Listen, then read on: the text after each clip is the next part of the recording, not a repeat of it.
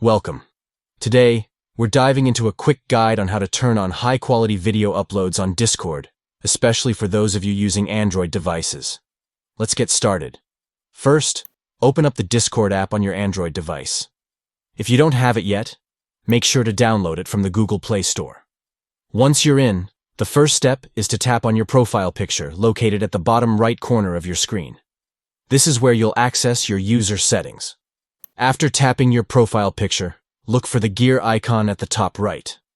This is your gateway to various settings, so go ahead and give it a tap. Now you're in the settings menu. Next, scroll down and find the option labeled Chat. Tap on that to access your chat settings. You'll notice a section dedicated to video uploads.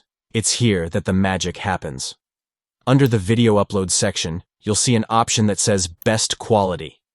This is what you want to select.